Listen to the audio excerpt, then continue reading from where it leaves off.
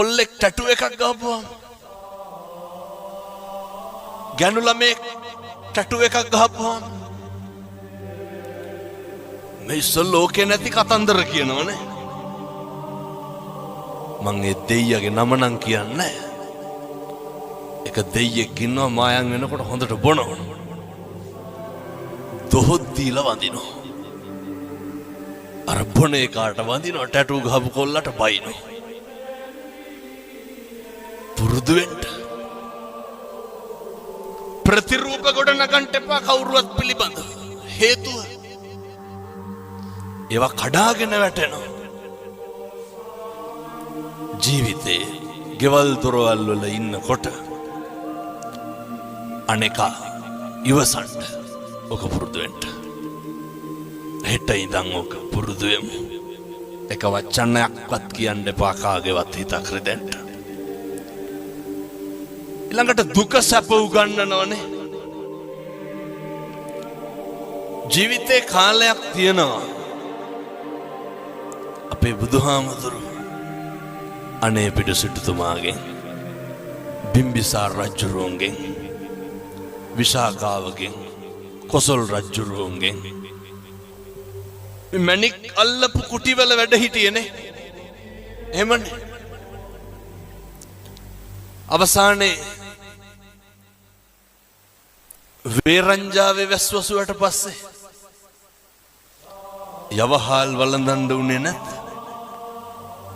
මේවා හරි රකෙන දුක සැප ලෝකේ එති යති පෙරලීනේ. මේක සමබර වෙන්න ඕනේ. කම්පා වෙන්න නරකයි දුක් වෙනවා කියලා. බුදුරු දුක් වුණාද? නැහැ.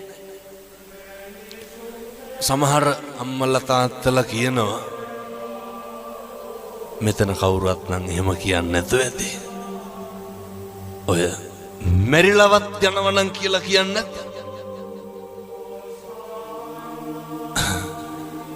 හදිසි නම් මට කියන්න.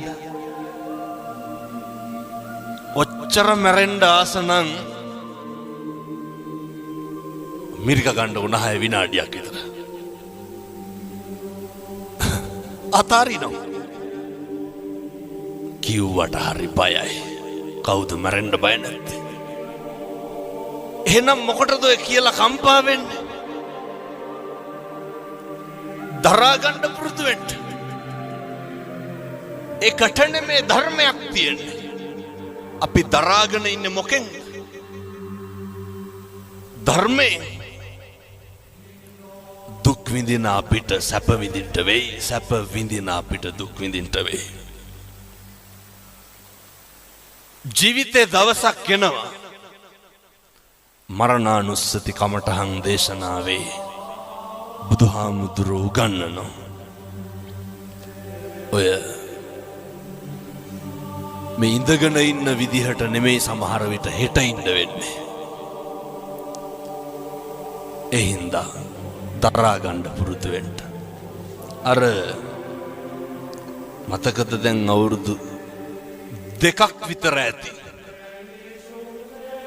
දක්ෂ ව්‍යාපාරිකයෙක් තාත්තා කෙනෙක්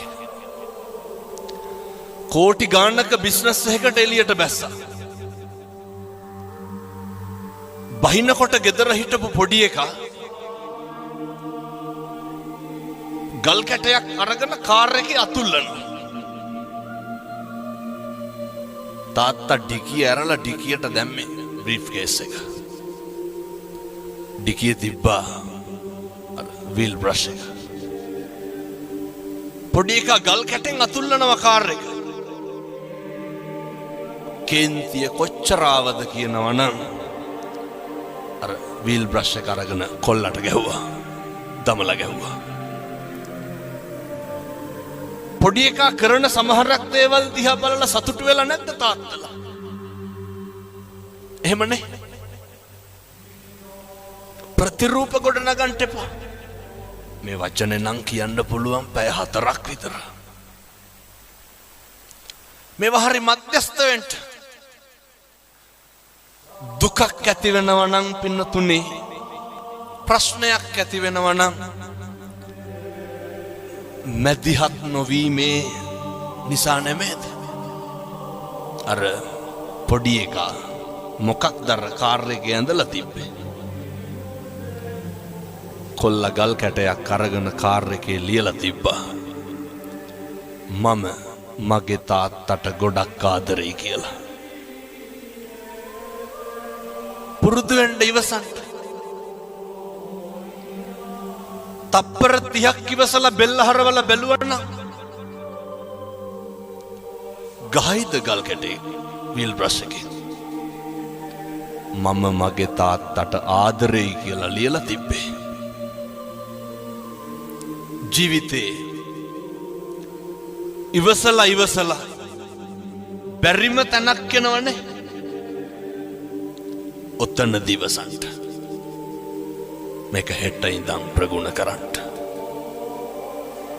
මේවා ප්‍රගුණ කරන්න කල් දාන්න එපා.